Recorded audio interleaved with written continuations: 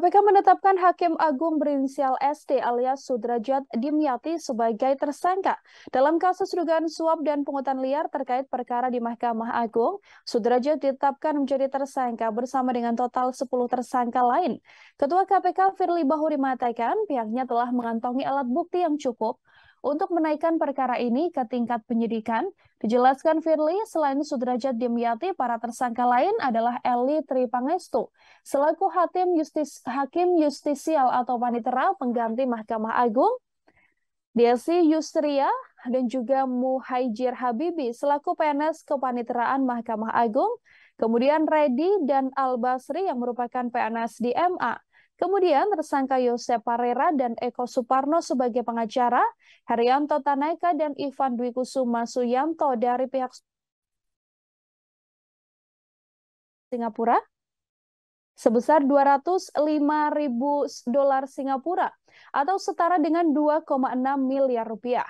Firly menyebut uang 250.000 dolar Singapura itu diamankan dari PNS pada Kepaniteraan Mahkamah Agung Desi Yustria, sementara uang 50 juta diserahkan oleh PNS Mahkamah Agung Al-Basri di gedung KPK Merah Putih. Pengungkapan ini setelah KPK melakukan tangkap tangan yang dilakukan di dua wilayah, yakni di Jakarta dan juga Semarang. Selain mengamankan sejumlah orang, KPK juga mengamankan barang bukti berupa uang. Tindak pidana korupsi berupa suap dalam pengurusan perkara di Mahkamah Agung. Pada kegiatan tangkap tangan, tim KPK telah mengamankan 8 orang pada hari Rabu tanggal 19 Januari 2022. Jam 15.30 WIB di wilayah Jakarta dan di Semarang. Sebanyak 8 orang sebagai berikut. Yang pertama, DY, PNS pada Kepaniteraan Mahkamah Agung. Kedua, MH, PNS pada Kepaniteraan Mahkamah Agung. 3, EW, Panitera Mahkamah Agung. 4, AB, PNS Mahkamah Agung. 5, EL, PNS Mahkamah Agung. 6, NA, PNS Mahkamah Agung. 7, YP, pengacara.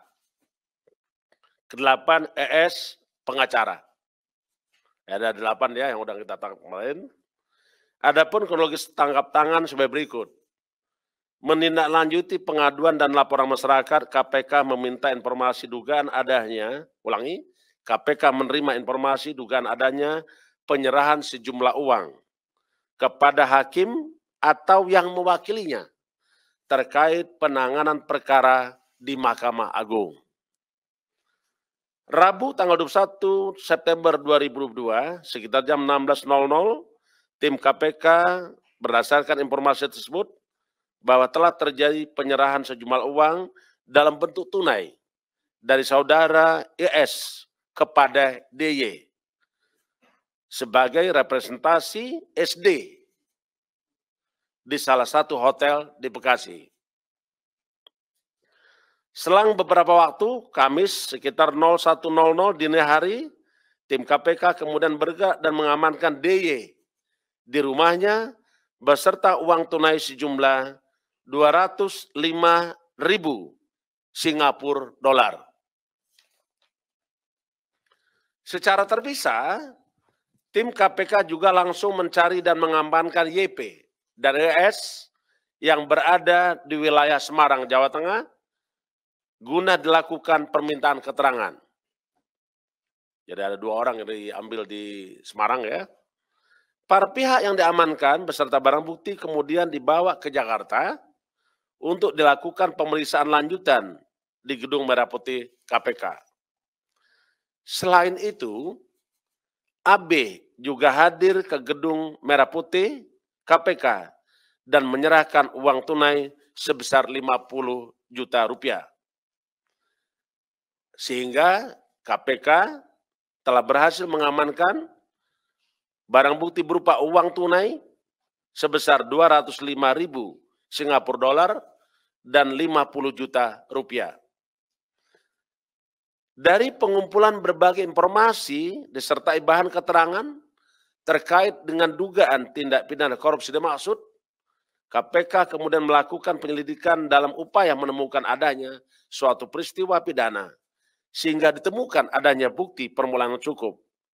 Selanjutnya KPK meningkatkan status perkara ini ke tahap penyidikan. Berdasarkan hasil keterangan saksi dan alat bukti yang cukup, maka penyidik menetapkan sebanyak 10 orang sebagai tersangka sebagai berikut. Pertama, SD, Hakim Agung pada Mahkamah Agung Republik Indonesia. Kedua, ETP, Hakim Yudisial Panitra Pengganti Mahkamah Agung Republik Indonesia. 3, DY, PNS pada Kemitraan Mahkamah Agung.